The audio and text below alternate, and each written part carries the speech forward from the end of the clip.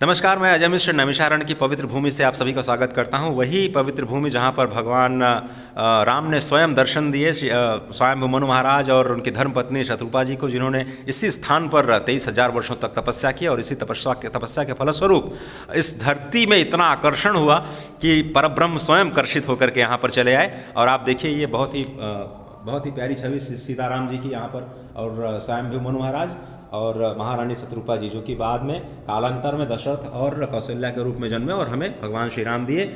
ऋतु व्रत शास्त्री जी, बहुत बहुत धन्यवाद आपको।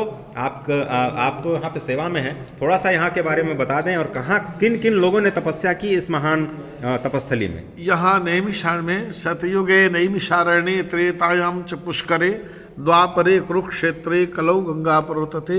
ये तीर्थ नैमिषारण्य, यहाँ 88,000 ऋषि 33 करोड़ देवताओं ने यहाँ तपस्या की।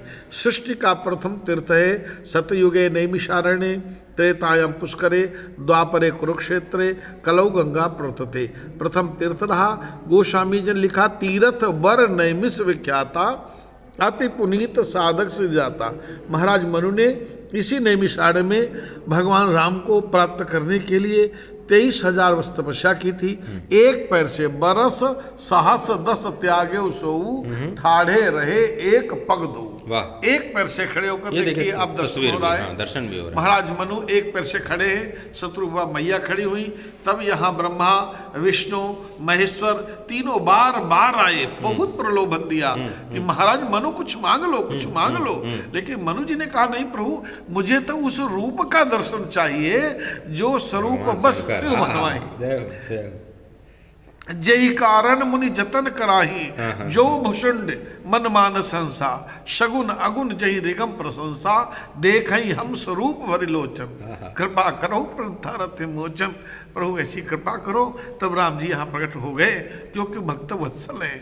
देखिए, ये जो भावनाएं है ना, यही ब्रह्म का स्वरूप है, जो कभी अश्रु से बिंदु बन करके छलक जाते हैं। आनंद सिंधु तो कभी बिंदु के रूप में आ जाते हैं, और वाणी का विषय तो है नहीं, ये ब्रह्म कभी कभी उन्हीं की कृपा होती है तो कुछ वाक्यों के रूप में आ जाते हैं। अगर आप फिर से थोड़ा सा आगे बढ़ पाएँ, क्या माता सीता भी के लिए भी तपस्या यहाँ पे की गई? सीता मैया ने राम से अलग होने पर महाराज मनु को वरदान देने के बाद माता सीता कुछ क्षुब्ध हो गई।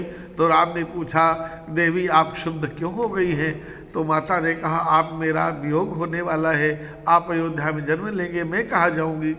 उन्होंने कहा, देखो वो द्रोण वसु जो तप कर रहे हैं, ये कनक और लता नाम के ब्राह्मण ब्राह्मणी, इनके हृदय में आग की प्रति श्रद्धा है, आप उनके पास जाओ, वो तुम्हें पुत्री रूप में चाहते हैं। तो माँ उनके पास गई और उस दोनों ब्राह्मण ब्राह्मणियों ने भगवान माता सीता से उन्हें पुत्री मांगा और कहा, हम राम जी की सेवा करना चाहते हैं, तो आप मेरी पुत्री बनेगी और मैं राम जी को दान कर दूंगा, कन्यादान करूंगा और राम जी की सेवा करने का अवसर मुझे मिल जाएगा।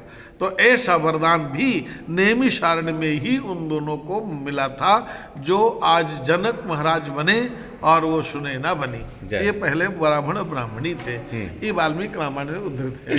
जय हो। तो ये तपस्या की भूमि है और तपस्या से ही परब्रह्म यहाँ पर आकर्षित हुए। और कुछ तस्वीरें हम आपको दिखा रहे हैं। ब्रह्मा विष्णु महेश और तीर्थयात्री लगातार आप आ रहे हैं, आप देखिए यहाँ पर। और वो वृक्ष जहाँ पर तपस्या की 23,000 वर्षों तक, ये वो वृक्ष जहाँ पर भगवान गणेश जी बैठे हुए हैं, ये देखिए, आप थोड़ा सा दर्शन कर पा रहे होंगे।